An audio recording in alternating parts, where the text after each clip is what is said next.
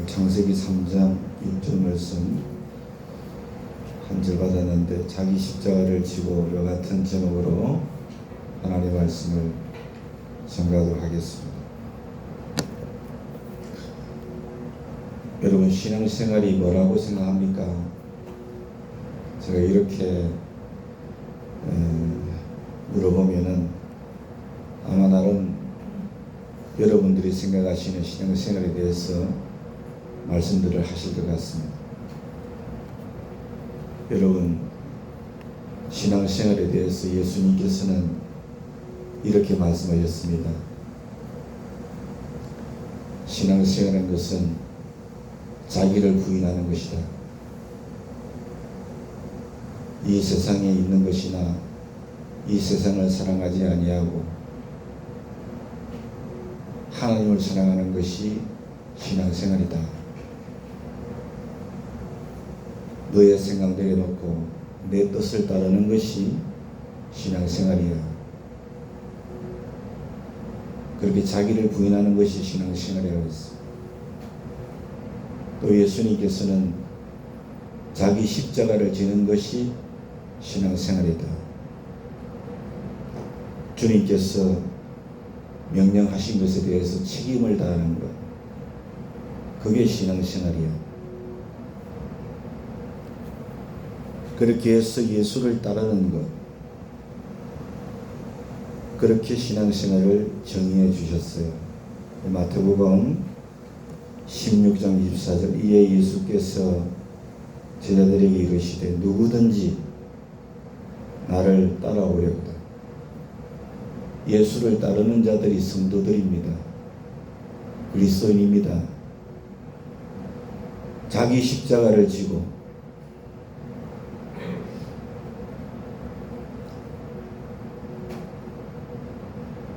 누구든지 나를 따라오려거든 자기를 부인하고 자기 십자가를 지고 나를 따를 것이니라. 마가복음 8장 34절에도 무리와 제자들을 불러 이르시되 누구든지 나를 따라오려거든 자기를 부인하고 자기 십자가를 지고 나를 따를 것이니라. 마태, 마가, 누가복음 계속해서 주님은 그렇게 말씀하셨어요. 사랑하는 여러분, 예수님께서는 특별히 자기 십자가를 지지 않는 사람에 대해서는 예수님께 합당하지 아니하다, 제자가 될 수 없다, 그렇게 말씀하셨습니다. 마태복음 10장 38절에 또 자기 십자가를 지고 나를 따르지 않는 자도 내게 합당하지 아니하니라. 누가복음 14장 27절에도 누구든지 자기 십자가를 지고 나를 따르지 않는 자도 능히 내 제자가 되지 못하리라. 이렇게 예수님이 말씀하셨습니다. 여러분, 자기를 부인하고 자기 십자가를 지는 예수님을 따르는 신앙생활이 왜 중요하냐? 여러분, 그 신앙생활에 하나님께서 받은 구원을 이루어가게 하시는 능력이 있다고 말씀하셨어요. 그리고 장차 주님께서 다시 오실 때 심판이 있을 것이라 하셨기 때문에 그렇습니다. 마태복음 16장 24절부터 27절에 이에 예수께서 제자들에게 이르시되 누구든지 나를 따라오려거든 자기를 부인하고 자기 십자가를 지고 나를 따를 것이니라. 그러시면서 누구든지 제 목숨을 구원하고자 하면 잃을 것이고 누구든지 제 목숨을 구하고자 하면 잃을 것이고 세상이나 세상에 있는 것들을 더 사랑하면 하나님의 뜻보다 자기의 뜻을 더 내세우며 생명을 잃습니다. 누구든지 나를 위하여 제 목숨을 잃으면 찾으리라. 자기 부인하고 자기 십자가 지는 자가 결국 영생을 취하는 것입니다. 26절에 주님께서 사람이 만일 온 천하를 얻고도 제 목숨을 잃으면 무엇이 유익하리요? 사람이 무엇을 주고 제 목숨을 바꾸겠느냐? 27절 인자가 아버지의 영광으로 천사들과 함께 곧 오실 줄로 믿습니다. 오리니 그때에 각 사람이 따라합시다. 행한 대로 갚으리라. 온전히 자기를 부인하는 신앙생활을 했는지, 온전히 자기의 십자가를 졌는지 각 사람이 행한 대로 주님께서 갚으리라.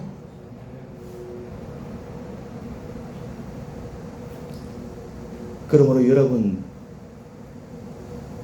우리의 신앙생활, 자기 부인하고 자기 십자가 지는 삶인 것 우리가 바로 알고서 신앙생활을 바로 해나가야 할 줄로 믿습니다. 그래서 저는 그렇게 생각합니다. 신앙생활은 매일매일 내가 예수님 사랑하는 것이고, 매일매일 내 뜻을 내려놓는 것이고, 매일매일 하나님께서 나에게 주신 책임을 다하는 것이다. 그게 신앙생활이다. 이 시간에는 자기 십자가를 지는 삶의 초점을 맞추어서 함께 은혜를 나누도록 하겠습니다. 하나님께서 에덴 동산을 창설하시고 그 동산에 있는 모든 것은 다 먹어도 되지만은 동산 중앙에 선악을 알게 하는 나무의 열매는 먹으면 안 된다. 먹으면 반드시 죽는다. 그 말씀을 하셨을 때에 여자 하와는 창조되지 않았습니다. 하나님은 그 명령을 아담에게 하셨습니다. 창세기 2장 15절 17절 말씀을 보면 나와 있습니다. 하나님께서 아담에게 주신 그 명령은 아담이 져야 할 책임, 아담이 져야 할 십자가에는 줄로 믿습니다. 그 다음에 하나님께서 창세기 2장 20절로 22절 말씀에서 아담을 돕는 배필 하와를 창조하셨습니다. 그리고 창세기 3장 1절로 6절 보면은 하와가 뱀의 유혹에 빠져서 오늘 본문이 포함됩니다. 선악을 알게 하는 열매를 따먹고서 남편에게도 주니까 남편이 그것을 받아 먹었다. 그렇게 6절에서 말씀하고 있습니다. 그러면 여러분, 우리가 논리적으로 따지면은 하나님께서 먹지 말라 하신 선악을 알게 하는 나무의 열매를 따먹은 것이 누구의 죄입니까? 여자의 죄 아닙니까? 우리가 논리적으로 따지면 그렇지 않습니까? 여자가 먼저 따먹고 남편 줬는데, 남편 먹었는데 여자의 죄가 아닙니까? 논리적으로 생각하면 그런 것 같아요. 근데 여러분, 성경은 남자의 죄라고 합니다. 왜 그렇습니까? 선악을 알게 하는 나무의 열매를 먹지 말라는 명령, 그 책임의 십자가 받은 사람이 남자이기 때문에 그런 것입니다. 아담이었습니다. 그 나무의 열매를 먹지 않도록 자기 아내 된 여자 하와를 보호할 책임이 그 십자가가 누구에게 있었느냐? 아담에게 있었기 때문에 그렇습니다. 그래서 성경은 아담 한 사람으로 말미암아 죄가 세상에 들어왔다.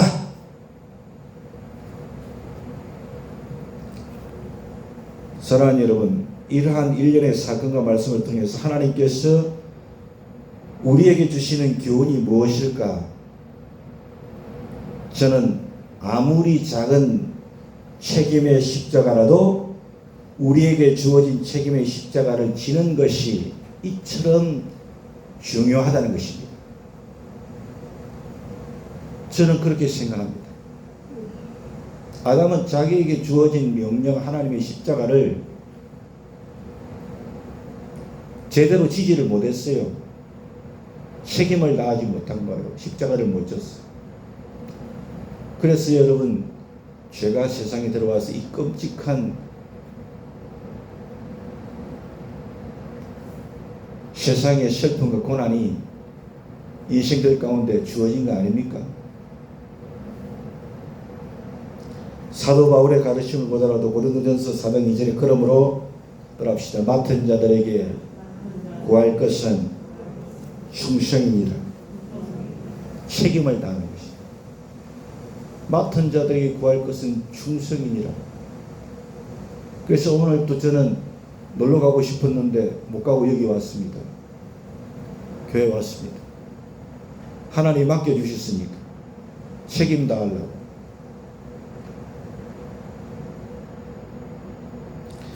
신약 성경 마태복음 27장 펴보십시오. 51쪽입니다. 신약 성경 51쪽 마태복음 27장 32절부터 37절까지를 보겠습니다.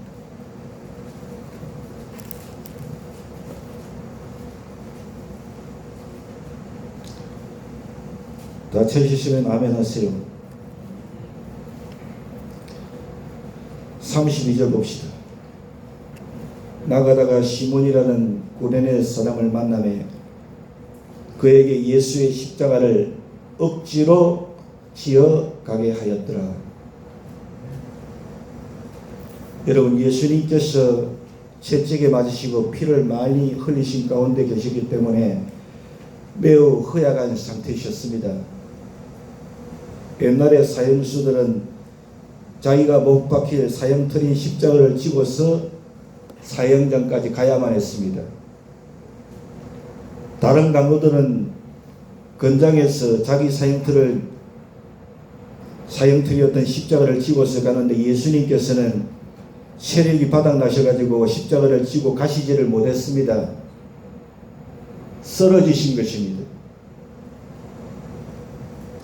그런 상황에서 로마의 군인들이 근처에 있던 구레네, 지금으로 말하면 아프리카 리비아에서 온 구레네 사람 시몬에게 예수의 십자가를 지게 했는데 억지로 지게 했다고 합니다. 예수님의 십자가를 구레네 사람 시몬이 억지로 졌습니다.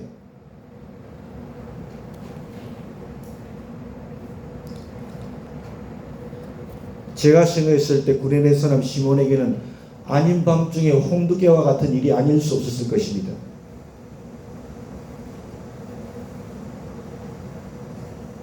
생각지도 못하고 상상치도 못했던 일이 자기에게 벌어진 것입니다. 누가 그 십자가를 지기를 원하겠습니까? 억지로 지었다고 해서 억지로 지기 싫은데 억지로 지었습니다. 그런 예수님의 십자가를 억지로 지고 갈보리로 갔습니다.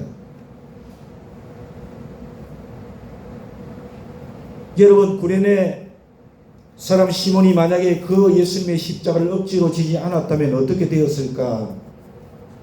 한번 생각해 보셨습니까? 로마 군인들이 예수님의 십자가를 대신 져 주었을까요? 저는 그런 일은 없었을 거라고 생각합니다. 만약에 구레네 사람 시몬이 억지로 예수님의 십자가를 갈보리까지 지고 가지 않았다면 어쩌면 예수님은 어디서 골고다 가는 길가에 아니면은 어느 불판에 못이 박혀서 죽으셨을 수도 있었을 거라는 생각이 들었습니다. 그러면 갈보리 해골 위에 세워져야 했던 예수님의 십자가, 복음의 상징인, 여러분 구약의 에스겔 37장에 보면 마른 뼈들에게 생기를 불어넣으신, 그래서 살리신 것처럼 예수님께서 십자가에서 흘리신 보혈이 죽어서 메말라 있는 모든 뼈들, 해골이라고 하는 그 갈보리에서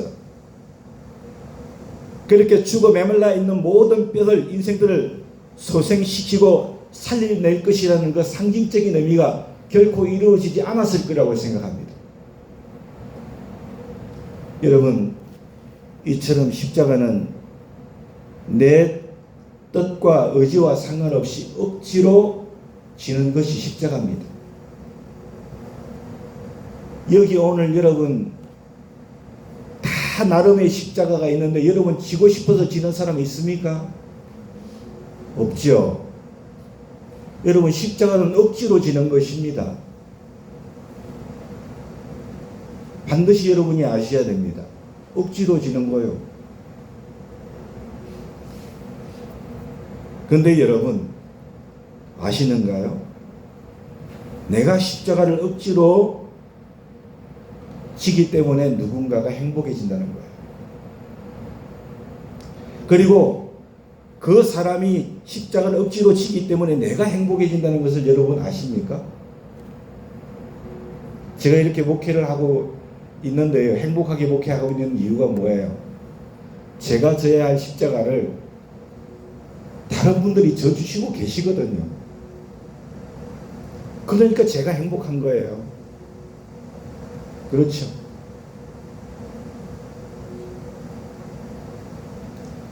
여러분들이 행복한 이유는 여러분들이 져야 할 십자가를 어느 누군가 대신 져주기 때문에 여러분들이 행복한 줄로 믿습니다. 예수님께서 온 인류의 죄를 대신하여 십자가를 지셨기 때문에 우리가 하나님의 큰 구원을 보게 되었고 우리는 참으로 행복한 자들이 되어진 줄로 믿으시기 바랍니다. 그래서요, 저는 그렇게 생각합니다. 십자가는요, 저 본 사람이 또 질 수 있다 생각해요. 저 본 사람이 또 질 수 있다.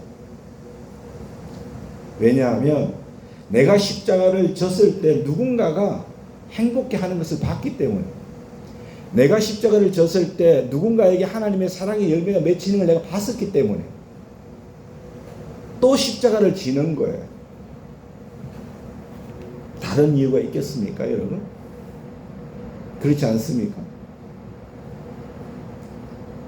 저희 아이들에게, 가족들에게 제가 요리를 직접 해준 게 한 3번 정도 있는 것 같습니다. 요리를 할 때 준비하는 과정부터 준비를 할 때까지 너무나 행복했어요. 근데 먹는 가족들이 행복해 하니까요, 행복이 배가가 되더라고요. 행복이 배가가 돼요. 또 해주고 싶지요. 행복해 하니까. 근데 요리하는 게 여러분, 저에게는 십자가일 수가 있죠. 또 해달라고 했는데, 해달라고 하면서도 한편으로는 안 해주길 바라는 것 같더라고요. 왜냐하니까 모든 걸 다 갖다 줘야 돼, 저한테. 그러니까 아빠가 해주는 건 좋은데 자기들이 수고하는 게 너무 많아. 그러니까 해주기를 원하면서도 반면에 그냥 안 해줘도 괜찮다. 제가 처음부터 그냥 시장부터 다 보고 설거지까지 마무리를 싹 해야 되는데, 요리할 때도 뭐 고춧가루 가져와라 뭐 가져와라 하니까 너무 힘들다는 거야. 설거지도 자기들이 해야 돼. 근데 여러분, 내가 십자가 져서 말씀 또 드리지만 누군가 행복해 하면요, 또 지고 싶어요.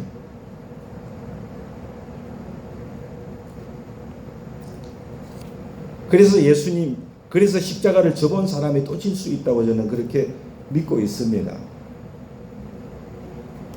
사랑하는 여러분, 참 가정이나 교회나 직장에서 우리가 지고 있는 십자가가 많죠. 많은데요, 하나님께서 우리 모두에게 동일하게 주신 십자가가 저는 2개가 있다고 생각해요. 2개가 있어요. 그 십자가가 뭐냐? 첫째는 복음을 전하는 십자가예요. 복음 전함의 십자가. 그리고 또 하나의 십자가는 뭐냐? 사랑의 십자가라고 해요. 사랑의 십자가. 이 2가지 십자가는 저와 여러분에게 공통적으로 주어진 십자가라고 저는 생각합니다. 이게 제 생각이 아니고 성경의 관점이 그래요. 이 2가지 십자가는 우리에게 다 주어진 거예요. 여러분, 기억하십시오. 십자가는 억지로 지는 겁니다. 할렐루야. 사랑의 십자가 억지로 져야 됩니다. 복음 전도의 십자가 억지로 져야 될 줄로 믿습니다. 아멘. 여러분들이 사랑의 십자가를 억지로 질 때, 복음 전도의 십자가를 억지로 질 때 다른 사람들이 행복해질 겁니다. 저는 그렇게 믿습니다. 저는요, 다른 사람들도 행복해지지만 여러분들도 정말 그 십자가 질 때 행복할 거라고 생각해요. 할렐루야.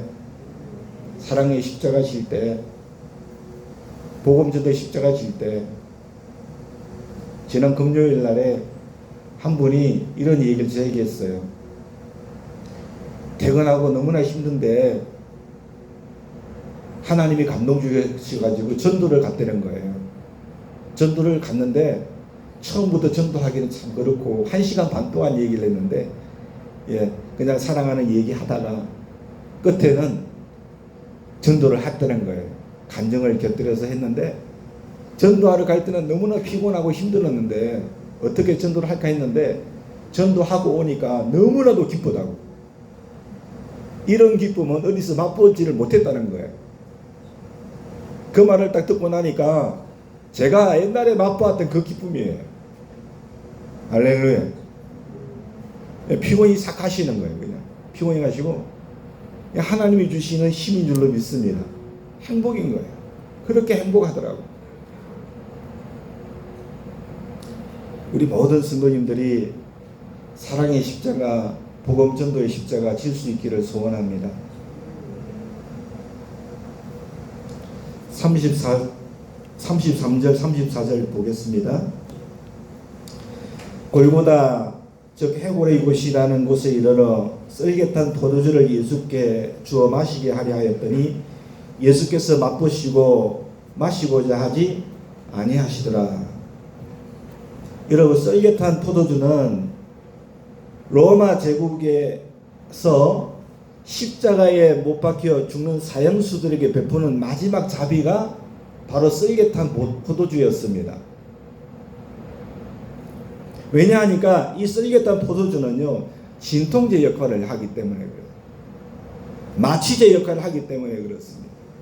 여러분, 너무나도 엄청난 그런 고통이에요. 그럴 때 여러분, 의사들이 진통제 처방해 주지 않습니까? 그 십자가에 달려서 죽는 그 고통이요, 사형당하는 고통이 어마어마하다고 않지 않습니까? 그때 이제 썰get한 포도주를 주는 거예요. 그 고통을 좀 덜어주려고. 그런데 여러분, 예수님께서 그걸 사양하셨대요. 맛보시고 마시고자 하지 아니하시더라. 다른 사형수들은 다 마셨을 것 같아요. 근데 예수님은 마시지 않으셨대요. 왜 사양하셨을까요? 여러분, 죄의 삭은 사망입니다. 죄의 값은 사망이에요. 근데 예수님께서 왜 십자가에 달려서 죽으셨습니까? 주님께서 인간들의 죄값을 대신 치르기 위해서 십자가에서 어린 양으로 제물이 되신 줄로 믿습니다.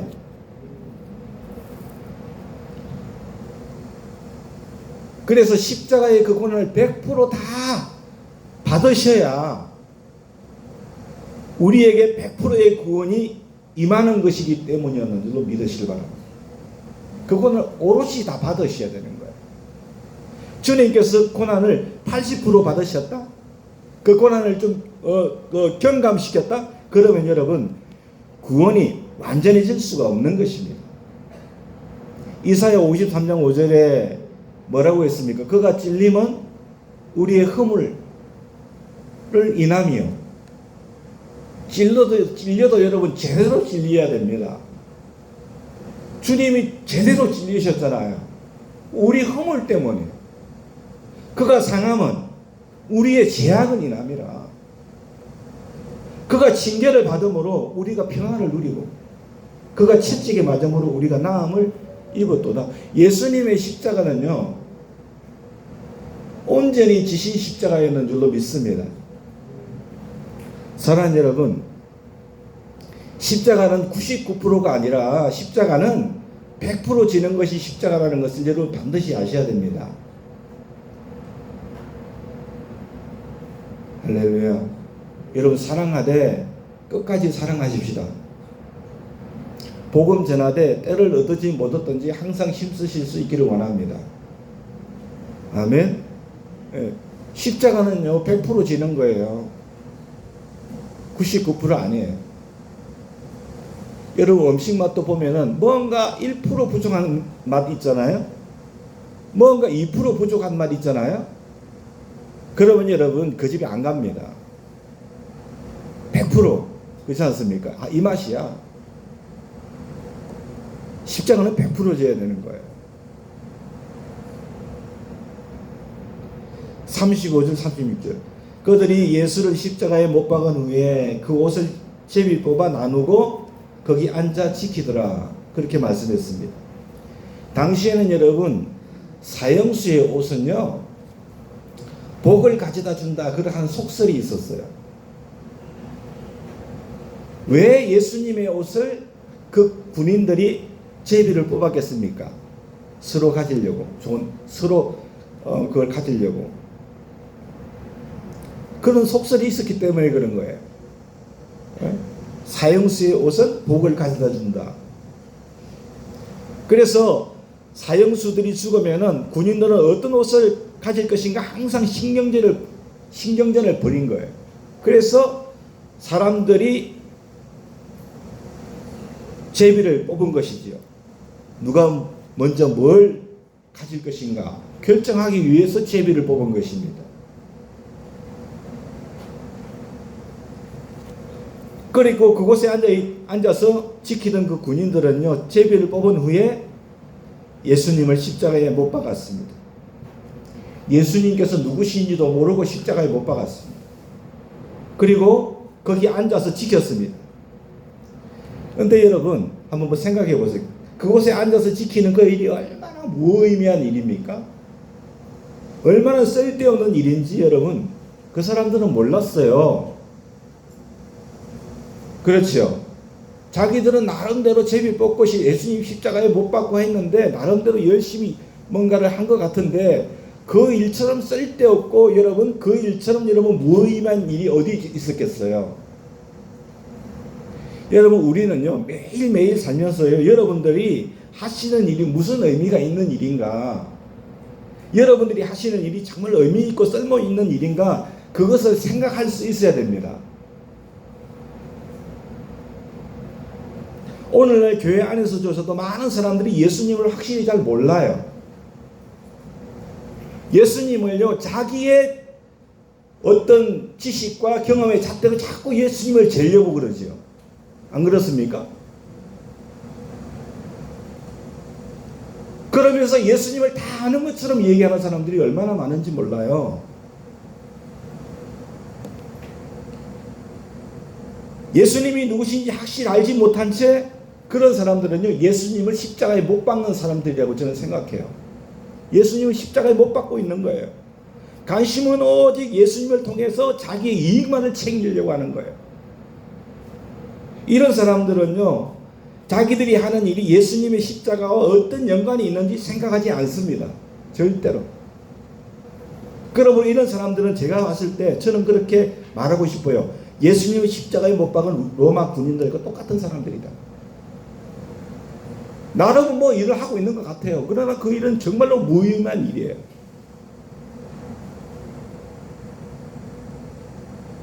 그 군인들은 그렇게 제비를 벗고 예수님의 옷을 나누고 아무것도 모른 채 그냥 우두커니 지키고 있었습니다. 그런데 마가복음 15장 39절을 보면 이렇게 증언합니다. 예수를 향하여 섰던 백부장이 그렇게 숨지심을 보고 이르되 이 사람은 진실로 하나님의 아들이었도다 하도다. 그렇게 말하고 있습니다. 여러분 무슨 말입니까? 예수님을 못 박아 죽이는 군인들과는 달리 그 군인들을 통솔했던 백부장은 예수님을 보고 이분이 진짜 하나님의 아들이시다. 예수님이 숨을 거두실 때 그걸 깨달았다는 거 아닙니까? 여러분 사형을 집행했던 백부장이 얼마나 많은 사람들의 사형을 집행을 했겠습니까? 그렇지 않습니까요? 얼마나 많은 사람들의 사형을 당하고 죽어가는 모습을 그가 얼마나 많이 지켜봤겠냐고요. 그가 하는 일이 그거니까. 근데요 예수님은 십자가에서 자신을 못 박는 로마 군인들을 향해서 하나님 앞에 기도했습니다. 하나님, 저들이 하는 것을 저들이 모릅니다. 저들이 저를 용서해 주시옵소서. 그렇게 기도를 하셨죠. 백부장이 예수님의 그 기도를 들은 줄로 압니다. 거기 있던 사람들이 다 들었을 거예요. 들었겠죠. 그런데 여러분, 백부장은 여태까지 사형수들을 많이 봐왔지만, 사형을 당해 죽음을 당하는 사람들을 많이 봤지만, 예수님께서 하신 말씀은 처음 들었던 거예요. 예수님과 같은 그런 말을 한 사람은 한 사람도 없었던 거예요. 여러분, 사형 집행을 하는 분, 그 장로님 유튜브 하는 분이 계신데, 그분 얘기를 들어보면요, 대부분 사형을 당하는 분들은요, 죽음의 순간에 대부분 그냥 벌벌벌 뜬다 하더라고요. 그냥 실례를 하거나 자기도 모르게 소변을 보거나 뭐 대변을 보거나 그렇게 한대요. 어떤 사람은 억울하다고 하고 죽기도 하고, 어떤 사람은 미안하다고 하고 죽기도 하는데, 여러분, 예수님은 뭐라고 하셨습니까? 하나님, 저들이 하는 일을 저들이 모릅니다. 저들의 죄를 용서해 주시옵소서. 이렇게 기도하신 거예요. 그러니까 백부장이 이런 사형수의 그런 소리를 들어본 적이 없는 거예요. 예수님께 처음 들었던 거예요. 여러분, 우리 사랑의 십자가 져야 될 줄로 믿습니다. 그 사랑의 십자가, 그 사랑의 십자가 아닙니까? 예수님의 십자가, 그 복음의 십자가 아닙니까? 그리고 담담하게 십자가에 못 박히셔서 피 흘리시고 돌아가시는 주님을 보고서, 아, 이건 사람이 아니야. 이건 사람으로서는 이런 일을 할 수가 없어. 하나님이시다. 깨달았는 줄로 믿습니다. 여러분, 그럼 보세요. 똑같은 현장이에요. 똑같은 로마 군대에 소속된 사람들이었어요. 그런데 다른 군인들은 예수님을 십자가에 못 박고 옷을 가르고 위에서 제비를 뽑고 아무 의미 없이 앉아서 우두커니 지키고 있었는데, 그 중에서 백부장은, 그 백부장 한 사람, 저는 여러분 오늘 이 시간에 그 백부장 같은 한 사람 보고 설교합니다. 그 백부장 같은 한 사람, 그 한 사람만 있어서 저는 좋게 해요. 그 중에 한 사람 백부장은 예수님을 하나님의 아들이라고 고백을 했어요. 똑같은 현장인데 이렇게 달랐다는 거예요. 이렇게 달라요. 여러분들이 예수님의 십자가를 바라볼 때, 그리고 교회 안에서 자기 십자가를 지고 가는 분들을 보신다면, 사랑하는 여러분, 우리는 그 예수님의 십자가를 바라볼 때, 그리고 자기 십자가를 지고 가는 그 사람을 통해서 예수님이 그리스도임을 알게 되는 역사가 있기를 원합니다. 백부장에게 임했던 하나님의 은혜와 축복이 동일하게 임할 수 있기를 예수님의 이름으로 축원합니다. 아무런 나하고는 관련이 없고, 아무런 무의미한 일이고, 자기의 실속만 채우고, 여러분, 아무런 소망이 없는 거예요. 뭐가 소망이 있어요?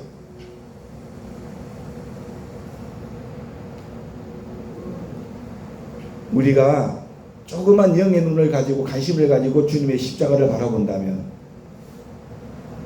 그리고 교회 안에서 미련한 사람처럼 십자가 지고 가는 그 사람을 본다면, 우리가 정말 예수님은 그리스도이시구나, 할렐루야, 그걸 깨달아 알게 되는 역사가 있을 줄로 믿습니다. 제가 언젠가 말씀드렸죠. 여러분, 업에 가면요, 타이어 교체해 주는 사업을 하는 분이 계세요. 저희 바로 맞은편 다천마을에 사는 출신이에요. 그분이요, 제 선배죠. 그러니까, 예, 제가 하면은 동생 왔는가 그렇게 인사를 합니다. 예, 제가 목사인 걸 알지요. 그런데 수년 됐습니다. 그분이 그러더라고요. 자기는 도대체 이해가 안 가는 게 있대. 이게 뭡니까? 그러니까, 목사들은 다 대학 나오지 않는가 그러더라고요. 다 신앙을 했으니 목회하고 계시죠. 근데 그 목사님들이 그렇게 대학까지 나온 분들이 농촌에서 목회, 교회 몇 명 성도되지 않는데 거기서 목회하는 거 보면 자기는 이해가 안 된대. 이해가 안 된대, 이해가. 아니, 직장 생활 하면은 쉽게, 그래도 쉽게 돈을 벌고 안정되게 생활할 건데 자기가 봤을 때는 그게 이해가 안 된다는 거예요. 사랑하는 여러분, 바로 그것이 예수님의 십자가를 보고서 깨닫는 사람과 깨닫지 못한 사람의 차이인 줄로 믿습니다. 그렇지 않습니까? 그렇잖아요.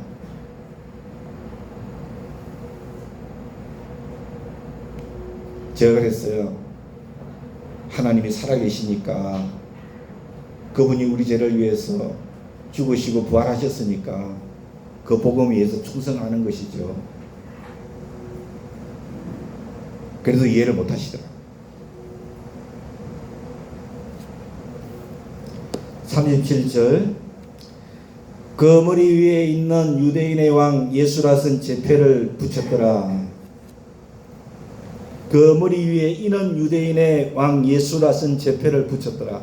여러분, 십자가에 못 박혀 죽는 죄수들은요, 빌라도 법정에서 형이 딱 선고가 되면은 그때부터 십자가를 메고 사형장까지 가는데 목에다가 죄패를 걸고 갔어요.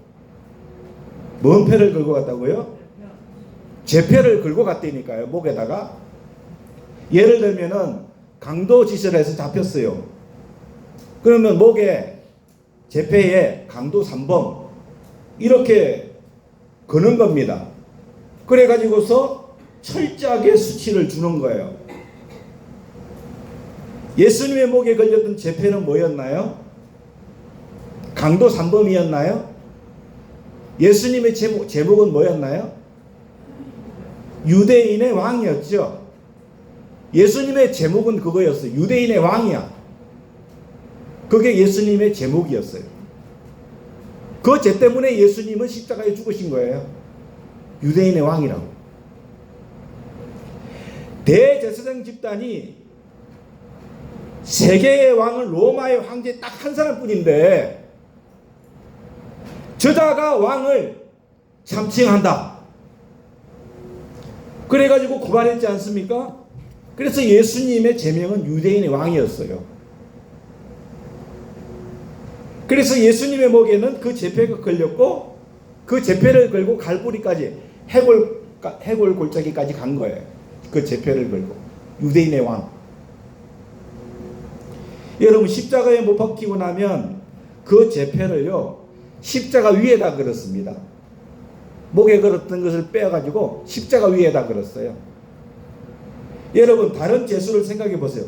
강도 3범 그 제패를 걸고 사형제까지 가는 것도 수치스러운데 못이 박히고 나서 그 머리 위에 그 십자가 위에 그 제패가 딱 걸려 있어요. 숨질 때까지, 그 숨지는 순간까지 얼마나 모독적이었겠습니까? 여러분, 그렇지 않았겠습니까? 그런데 그 모독을 받으라고 예수님께 유대인의 왕이라는 제패를 그 목에 걸어 드리고 십자가에 못 박고 나서는 그 십자가 위에 붙였는데 모독을 주시기 위해서 그 십자가에 죽음을 당하신 예수님께서는 죽음을 깨뜨리시고 부활하셨어요. 할렐루야. 그러므로 유대인의 왕을 넘어서 만왕의 왕이 되신 줄로 믿습니다. 우리가 왜 예수 믿습니까? 예수님이 우리의 구원이 되시기 때문에, 우리의 죄값을 다 치러주셨기 때문에, 대신 죽으시고 다시 살아나신 참 하나님이시기 때문에 목숨 걸고 예수 믿는 거 아닙니까?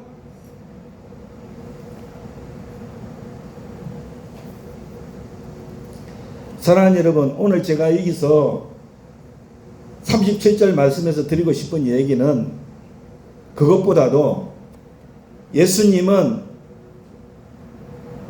그렇게 모독적인 죽임을 당하는 그런 가운데서도 부활하셨습니다. 믿습니까? 사망 것을 깨뜨리고 부활하심으로 만왕의 왕이 되셨는데, 오늘 여기서 같이 나누고 싶은 은혜는 뭐냐면은, 예수님은 이 사건을 통해서 누구든지 예수님의 길, 누구든지 십자가의 길을 가는 사람들에게는 세상에 그 어떤 모독도 모독이 되지 않는다는 거예요. 믿으십니까?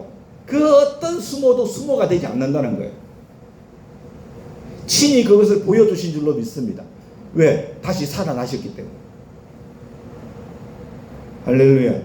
여러분 진실로 예수님의 길, 십자가의 길을 걷다가 여러분 모독을 받으신다면 걱정하지 마세요. 그건 모독이 아니에요. 어느 날 사람들 앞에서 그것을 영광으로 주님이 바꿔주실 줄로 믿습니다. 여러분 제가 처음에 이 장애인 사역할 때요, 이 서평으로 들어가기 전에 초음집 거실에서 예배를 드리는데 제가 한번 말씀드렸나요? 드렸을 것 같은데 몇 되지 않는 성도님들에게 주일날 식사를 대접하고 오후 예배 드릴 거라고 식사를 준비를 하고 있는데 저희 어머니 동생이 왔어요. 하동에서. 하동 사셨어요. 그런데 술 공장을 해가지고 엄청나게 돈도 많이 벌었어요. 여기서 남의 지점을 둘 정도였어요. 거기 와가지고요, 장애인 분들 모시고 식사 대접하려고 예배만 끝나고 하니까 저한테 뭐라고 한지 아십니까? 이 왜 미친 짓 하고 있냐고. 당장 이 일 청산하라고. 저한테 그랬습니다. 얼마나 모독적인 말입니까? 얼마나 수모가 저에게 수모가 되는 말이었겠어요. 안 그래요? 하려고 하는데 뭐 좀 잘해봐라 이렇게 응원해 주지는 못할 망정 당장 때려치워라 그랬어요. 당장 때려치워라. 그리고요, 서평에 땅을 사고 이제 교회를 지으려고 하는데 돈이 있어야죠. 그래가지고서는 돈이 없으니까 여기 가서 견적을 내보고 저기 가서 견적을, 돈이 있어서 견적을 내는 게 아니고 없어서 내니까 사람들이 비웃더라니까요. 돈이 없는데 무슨 견적을 내려고 하냐고. 여러분 진정 예수님의 길, 십자가의 길은요 모독이 되지 않습니다. 언젠가는 사람들 앞에서 영광이 되지요. 할렐루야. 제가 제 간증을 드린 거예요. 제 간증을요. 그래서 지금 친척들이 오면 저보고 대단하다 합니다. 제가 대단한 게 아니라 하나님이 대단하신 분이죠. 안 그래요? 하나님이 대단하신 분이요. 하나님이. 그리고 여러분 김충현 누가 알아주겠어요? 그 남의 복지 신문 만든다고 광고 받으러 가면요, 열의 10분은 다 오케이 해줍니다. 그 한 번 하면 10만원 20만원이거든요 그거 여러분 참가 하나님의 축복 아닙니까? 그 스스로 그렇게 여러분 모독적인 그런 일들을 경험해서도 하나님은 절대로 애놀이 없어요. 할렐루야. 영광으로 다 바꾸어 주시는 줄로 믿습니다. 로마서 8장 16절 18절에 이렇게 말씀하셨습니다. 성령이 친히 우리 영과 더불어 우리가 하나님의 자녀인 것을 증거하시나니 자녀이면 또한 상속자고 하나님의 상속자요 그리스도와 함께 한 상속자이니 우리가 그와 함께 영광을 받기 위하여 따라합시다. 고난도 함께 받아야 할 것이니라. 우리는 주님과 함께 영광 받을 거예요. 그러나 그와 함께 고난도 받아야 됩니다. 믿습니까? 18절 생각건대 따라합시다. 현재의 고난은 장차 우리에게 나타날 영광과 좋게 비교할 수 없도다. 아멘. 이 믿음으로 걸어왔습니다. 우리가 이 믿음으로 끝까지 걸어가십시다. 우리에게 주어진 십자가 끝까지 책임 다하실 수 있기를 원합니다. 할렐루야. 하나님께서 크게 영광 받으시고 여러분 높여주시는 역사 있을 줄로 믿습니다.